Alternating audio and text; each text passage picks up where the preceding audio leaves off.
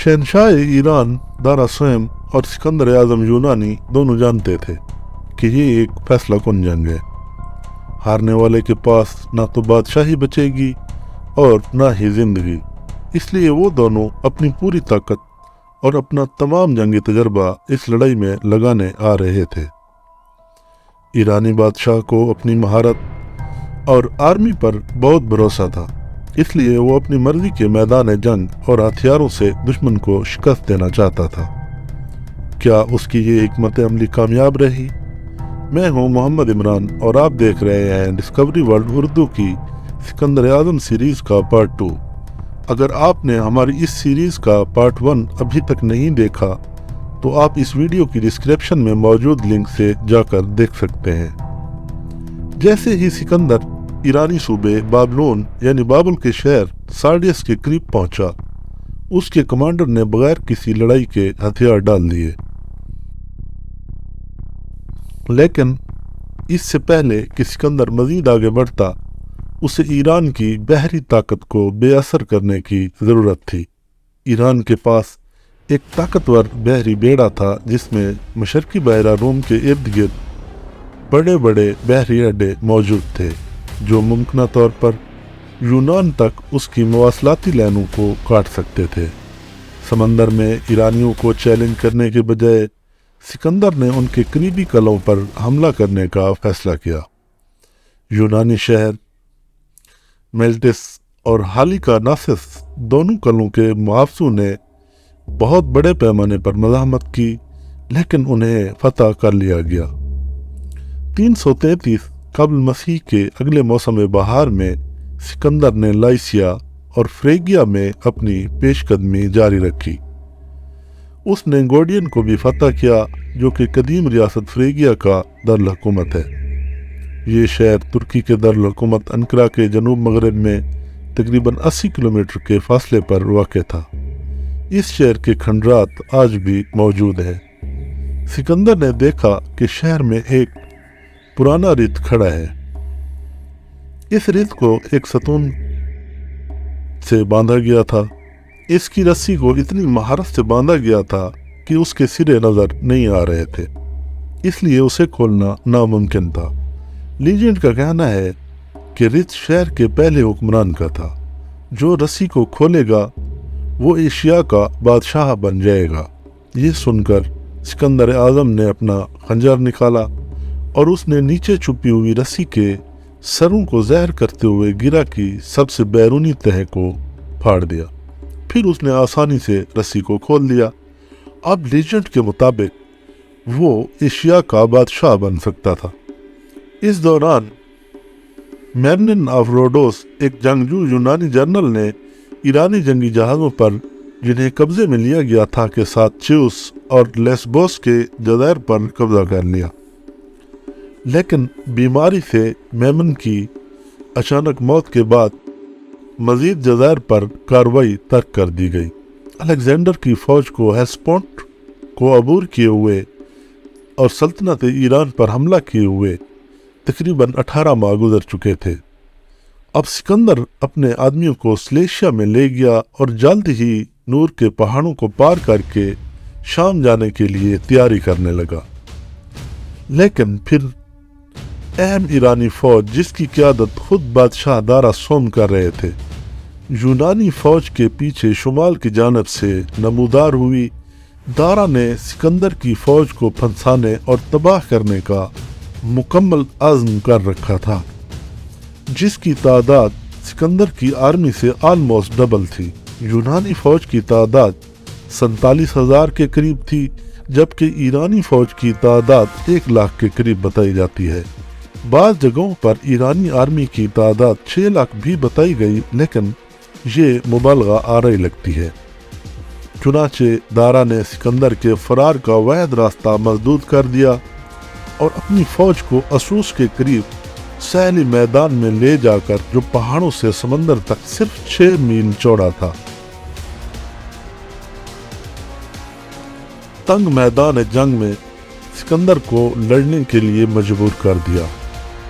लेकिन उसकी इस हिकमत अमली ने दारा को अपने बड़े अददी फायदा से भी फायदा उठाने से रोक दिया। इसकी फौज कुछ अंदाजों के मुताबिक 1 लाख तक मजबूत थी और उसकी वसी सल्तनत के बहुत से बेहतरीन सिपाही उसमें शामिल थे, बशमूल उसके ज़ाती सिपाहियों के जिनकी तादाद 10,000 के करीब थी और उन्हें अमर के नाम से पहचाना जाता था, और वो उसके बेहतरीन घुड़सवार दस्ते थे।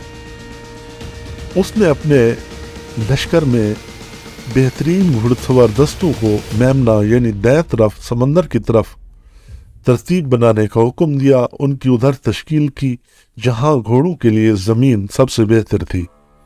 उसकी बेहतरीन इन्फेंट्री और उसके यूनानी किराए के सिपाहियों ने कल्ब लश्कर को तश्कील दिया और ईरानी प्यादा अफवाज ने अपना मैसरा यानी बाएं बाजू को तश्कील दिया। अलेक्जेंडर ने अपनी फौज को जंग के लिए इस तरह मुतय्यन किया, एक बार फिर अपना मैसरा बाएं बाजू समंदर के करीब यूनानी घुड़सवार और प्यादा फौज के साथ पारमेनुन के सपुर्द किया। कल्ब में हमेशा की तरह मकदूनियाई फलांकिस थे, जिनके लंबे लंबे नेज़े एक दीवार सी बना देते थे नेज़ों की और हथियारों की। अलेक्जेंडर ने अपने आप को और अपनी बेहतरीन फौजों को मेमना दाएं बाजू पर मौजूद पहाड़ी ढलवानों की साथ साथ खड़ा कर दिया। इसके अशराफिया एग्रीन, बर्छी फेंकने वाले, इसके तीर अंदाज और उनके पीछे हैपासिस्ट्स और साथी घुड़सवार भी मौजूद थे। जब अलेक्जेंडर ने देखा कि ईरानी कैवलरी की ताकत बाएं तरफ पार्मेनियन का सामना कर रही है, तो उसने अपने पार्मेनियन को तकवियत देने के लिए अपनी थीसालियन कैवलरी के एक दस्ते को भी उसकी कमांड में दे दिया। अपनी बेताशा तादाद के बावजूद दारा ने एक छोटे से दरिया पनारस के पीछे अपनी पोजीशन बरकरार रखी और सिकंदर के हमले का इंतजार करने लगा। उससे ज्यादा इंतजार नहीं करना पड़ा। सिकंदर ने अपने आदमियों को पुकारा और उन पर जोर दिया कि वो बहादुरी से लड़ें। फिर अपनी फौज के दाएं बाजू के सरबराह को हमले का हुक्म दे दिया। एक बार फिर मकदूनियाई पेशकदमी की रफ्तार और झटके ने दुश्मन को पीछे हटा दिया, लेकिन मैदान जंग के मरकज में मकदूनियाई फ्लांकिस मुसीबत में पड़ गया। इंतहाई तेज रफ्तारी में सिकंदर के साथ रहने की कोशिश में उसकी तश्कील और सफ़ों की तरतीब बिगड़ चुकी थी। अब दारा के यूनानी किराए के सिपाहियों के साथ शदीद लड़ाई में फ्लांकिस को पीछे हटना पड़ रहा था। किराए के यूनानी फौजी अपनी जंग के जौहर दिखा रहे थे। सिकंदर ने खतरे को देखकर अपने लश्कर को दोबारा मुनज़्ज़म किया और काल्ब लश्कर में मुसीबत में घिरी अपनी आर्मी की मदद के लिए आगे बढ़ा और सीधा ईरानी मरकज से जा टकराया। यूनानी किराए के सिपाही जो अपनी तरफ से धमकियां दे रहे थे, जल्द ही इंतशार का शिकार हो गए थे और मकदूनियाई फ्लांकिस अपनी पेशकदमी दोबारा शुरू करने में कामयाब हो गए थे। अलेक्जेंडर ने अकेले ही अजीम बादशाह दारा की तरफ अपना रुख किया। इस बज़ाहिर पागल और नडर मकदूनियाई सुल्तान का सामना करने के बजाय दारा अपने शाही रिथ में मैदान जंग से फरार कर गया। इस असना में मकदूनियाई बाएं बाजू पार्मेनियन के तहत एक मायूस कुन लड़ाई में था। ईरानी कैवलरी का बेहतरीन दस्ता उसे शिकस्त फाश देने के करीब था। उनको पता था कि अगर ईरानी यहाँ से गुजर गए तो वो सिकंदर की फौज को घेर लेंगे और शिकस्त के जबड़ों से फतह को छीन लेंगे, लेकिन पार्मेनियन और उसकी फौजों ने सख्ती से मुकाबला किया और ईरानियों को खलीज में धकेलना शुरू कर दिया। जैसे ही दारा के फरार होने की खबर उसकी फौजों में फैल गई, उन्होंने लड़ाई छोड़ दी और अपने आप को बचाने के लिए भाग खड़े हुए। अब लड़ाई कत्लेआम में तब्दील हो गई थी। मकदूनियाई कमांडरों में से एक बतलीमी ने सिकंदर को बताया कि ईरानियों की लाशों से मैदान जंग भर गया है। उसके आदमियों ने उन्हें एक गहरी खाई को भरने के लिए इस्तेमाल किया ताकि वो उसे अबूर कर सकें। असूस की जंग सिकंदर के लिए एक शानदार फतह थी और फतह के माले गनीमत में दारा की बीवी, माँ और 3 बच्चे भी शामिल थे। सबको जिंदा गिरफ्तार कर लिया गया। सिकंदर ने उनसे बहुत अच्छा सलूक किया था। अब सिकंदर ने ईरानी सल्तनत के मगरबी इलाकों को ज़ेर करने की तरफ रुख किया। अगले साल 332 फिनेशिया के सैली शहरों ने अलेक्जेंडर को अपने कले पेश कर दिए। बहिरा रोम में ईरानी बहरी ताकत का खात्मा हो गया, लेकिन टैर के मुहावजों ने बहादुरी और महारत से मुकाबला किया, यहाँ तक कि जब सिकंदर ने जजीरे के लिए काजवे बनाना शुरू किया, जिसकी हिफाजत 2 बड़े मुहासरे वाले टावर से हुई।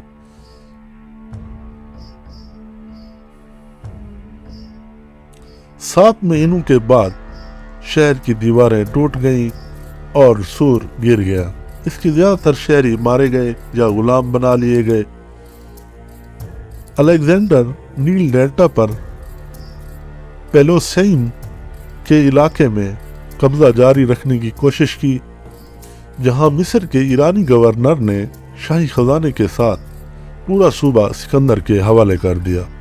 मेम्फिस में इस कदीम सरजमीन के पुजारियों ने सिकंदर को ईरानी हुक्मरानी से आज़ाद करने वाले के तौर पर खुशामदीद कहा और उसे फिरौन का ताज पहनाया।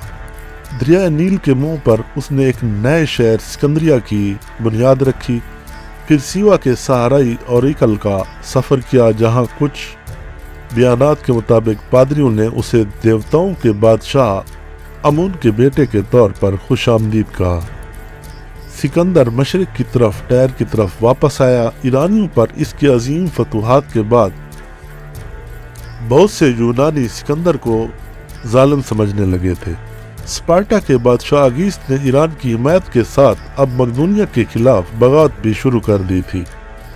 यूनान में अलेक्जेंडर का कमांडर पहले ही थ्रेस में बगावत से निमट रहा था, लेकिन उसने जल्दी से जनूब की तरफ मार्च किया और मेगालोपोलिस शहर के करीब जंग में अगेस से सामना किया। यहाँ तक कि अफसानवी स्पार्टन भी अब मकदूनिया की फौजी ताकत के लिए कोई मुकाबला नहीं रखते थे। स्पार्टन्स की फौज को कुचल दिया गया।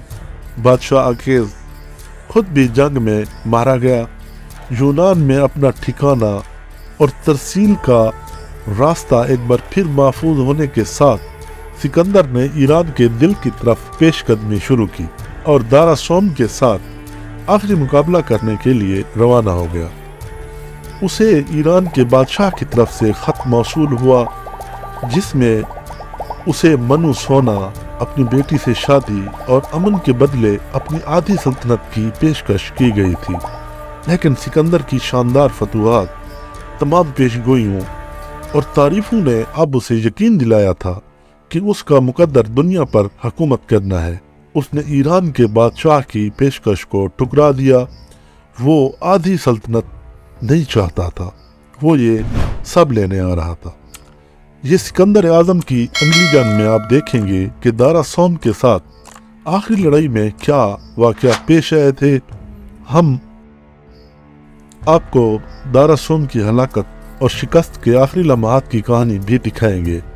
इस कहानी का पहला हिस्सा लिंक में डिस्क्रिप्शन में मौजूद है। अगर अभी तक आपने हमारा चैनल सब्सक्राइब नहीं किया तो कर लें, ताकि इस दास्तान और इस तरह की मज़ीद दास्तानों की अपडेट्स आपको मिलती रहे।